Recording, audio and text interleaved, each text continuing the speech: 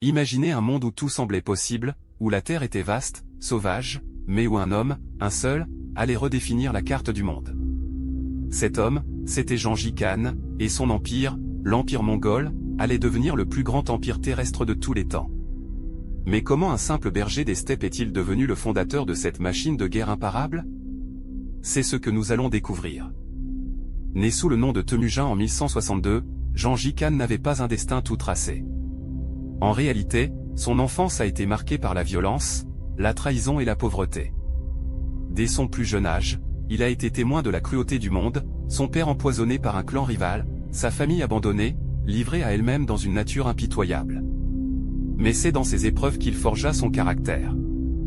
Si vous pensez que les grandes réussites sont réservées à ceux qui ont tout, pensez à Gengis Khan. Il ne partait de rien. Tout ce qu'il avait, c'était sa volonté de faire, et un esprit stratégique hors du commun.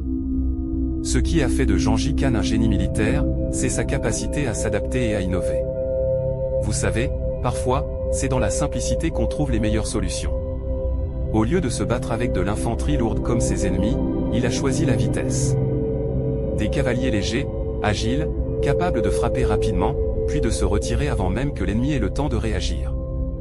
Il a aussi compris quelque chose de fondamental, l'unité est plus forte que la division.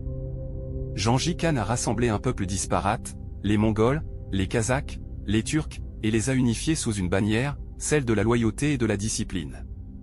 Il a utilisé des techniques de propagande, des alliances astucieuses et des tactiques de guerre psychologique.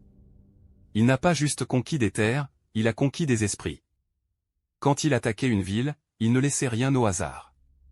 La terreur faisait partie de sa stratégie, brûler les villes, capturer les élites, mais aussi offrir la chance à ceux qui se soumettaient de rejoindre son empire et de prospérer. Ainsi, au lieu de détruire tout sur son passage, il créait des routes commerciales et des échanges culturels. L'empire mongol n'était pas seulement une machine de guerre, c'était aussi un carrefour culturel.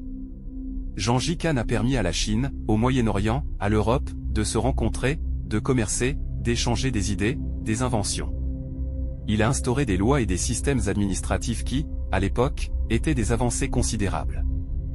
Mais peut-être plus important encore, Gengis Khan a laissé une idée derrière lui, celle que tout peut changer, que l'origine sociale ou le passé d'une personne ne doivent pas dicter son avenir.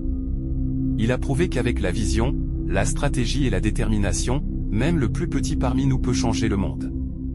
Lorsque Gengis Khan mourut en 1227, son empire s'étendait sur une partie majeure de l'Asie, de l'Europe de l'Est à la Chine.